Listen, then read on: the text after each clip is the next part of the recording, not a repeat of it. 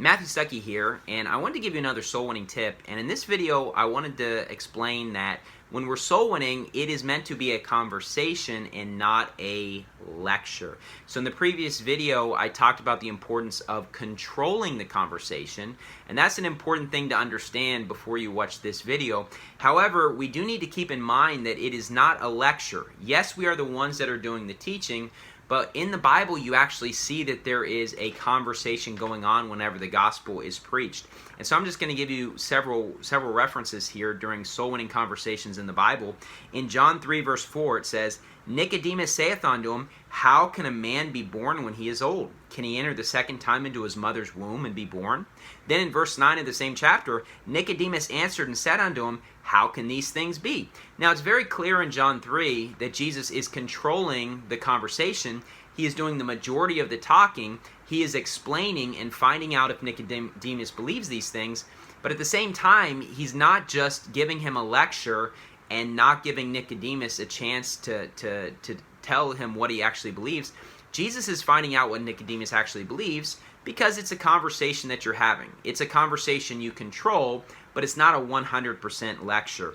It says in Luke 18, verse 21, And he said, All these have I kept from my youth up. And so there's an example where Jesus is preaching the gospel to an arrogant person who is not ready to even admit that he's guilty and that he deserves hell. And you see that Jesus doesn't move past that point of the gospel presentation because he realizes that this rich young ruler is basically arrogant. He's self-righteous. He thinks that he has earned his way to heaven. He thinks he deserves to go to heaven. He thinks he can be good enough to go to heaven. And the reason why Jesus does not waste his time for another 20 minutes and explain the entire gospel is he already realizes that this man is just not ready to even admit that he's guilty, which is the first thing he needs to understand.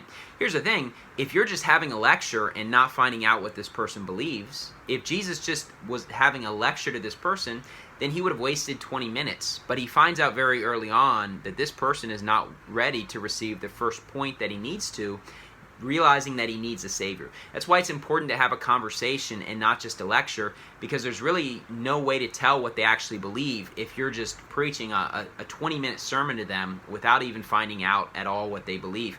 One more example is when Paul's preaching the gospel, and it says in Acts 26, verses 27 and 28, King Agrippa, believest thou the prophets? I know that thou believest. And so Paul is asking Agrippa if he believes. And he's saying, do you believe this? I know you believe. He's very hopeful that he believes. Verse 28, Then Agrippa said unto Paul, Almost thou persuadest me to be a Christian. Obviously, Paul could tell that Agrippa was listening to the gospel, and he was hopeful that he was ready to put his full faith on Jesus, but Agrippa does not quite get there. He says, Almost thou persuadest me. Okay, and so here's the thing. Why is it that we're having a conversation and not a lecture? Well, a couple quick things. When you're giving a lecture, inevitably, people are going to lose their focus. Think about being in school and the math teacher's giving you this complicated problem. I got a math degree in school. I used to be a teacher, and at the same time, when I was in college and I had math classes, the teacher's putting all these letters up in this complicated problem, and then inevitably you're like, and then you fall asleep or you lose focus, you get bored. And so if it's just a lecture, people are going to basically lose their focus. And not only that, but what can often happen in a 1-hour lecture on this long problem is a person can get stumped or confused on the way. And then the person who's actually teaching, unless they stop to find out, if people are understanding this, then they're not going to be able to know that. Now, of course, a teacher in school is often teaching to 20, 30, if it's a college class, sometimes hundreds of students at one time. They might not actually be able to stop, and they might have to just give a lecture, and then some people get it and some don't. But when we're preaching the gospel, we're usually not preaching to a large amount of people. We're usually preaching to 1 or 2 or 3 people or something like that.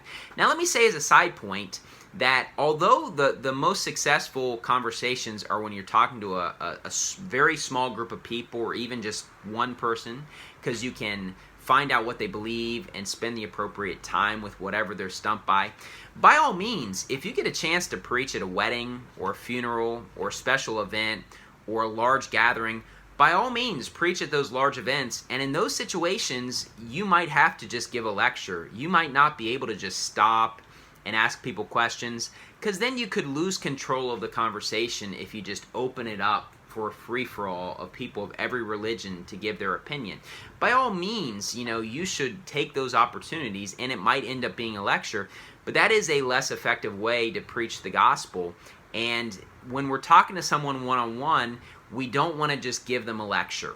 Of course, you need to do that with large groups. There's no other way around it usually. However, when you're talking to one or two or three people, you should make it a conversation and not just a lecture. By all means, control the conversation. And if you can't control it, you need to take control, or you're going to just be wasting your time.